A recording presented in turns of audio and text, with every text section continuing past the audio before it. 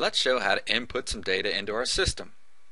As mentioned earlier, Desktop Explorer is where we hold our standards and batches. You can think of your desktop as your temporary work area. When you are finished with an individual color evaluation, you can move the data you would like to keep from the desktop into a folder on the system for permanent storage in the database. Standards and batches can be introduced to the desktop by measurement or retrieval from the database.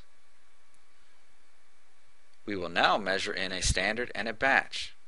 Measurement input is always done with the command buttons on the home bar.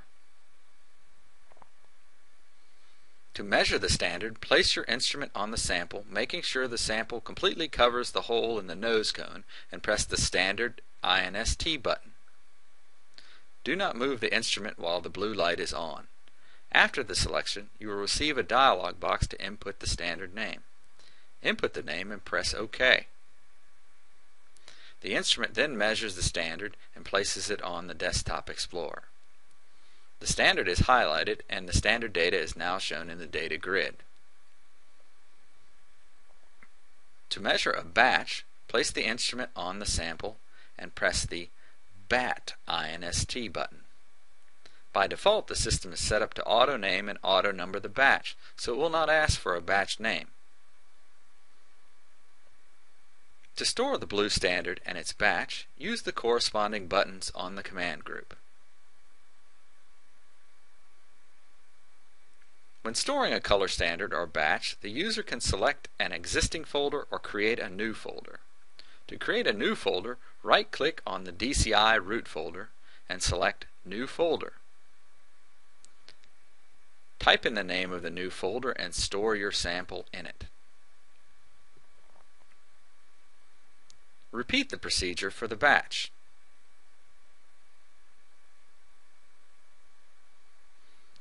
We highly recommend that you store your standards and batches in folders that you have created instead of using the DCI root folder.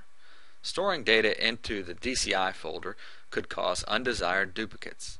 As good practice, if the user intends to store several standards and batches in one folder, the batches should be renamed. If this is not done, the user will receive a message indicating a sample with the same name already exists in the database. Renaming a batch is very simple.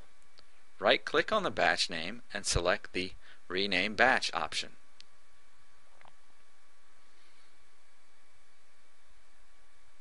The user can also perform measurements by pressing the button on the select directly.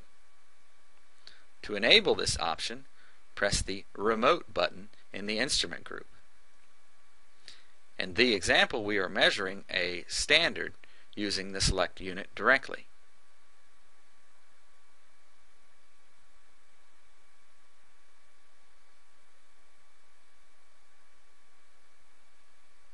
If the user needs to measure a sample multiple times in an average, first set the number of readings for average measurements in the instrument command group.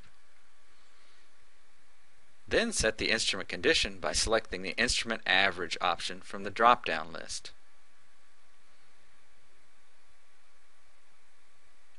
Press the button Standard Instrument Average.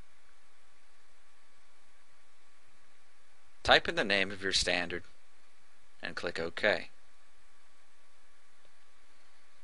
Press the Measure button to take your readings. Reposition the instrument over the sample and repeat the process until you have finished all your readings. The mean, average, and standard deviation values are shown on the screen.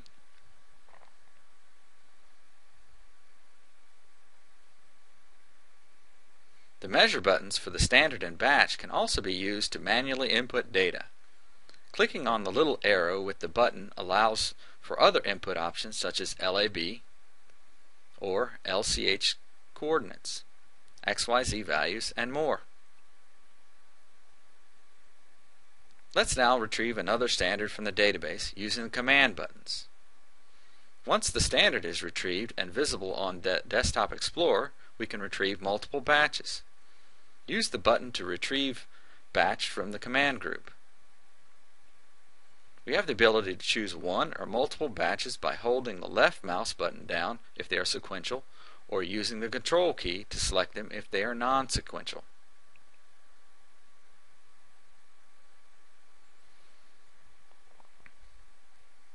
The search function is very useful and can be accessed from the home bar. To use this option, make sure you have a standard highlighted in your desktop. Press the search button and the system will show the closest samples found in the database that match the defined criteria. If you would like to print the results of your color evaluation, you can choose any of the 3 print forms available from the Print command group.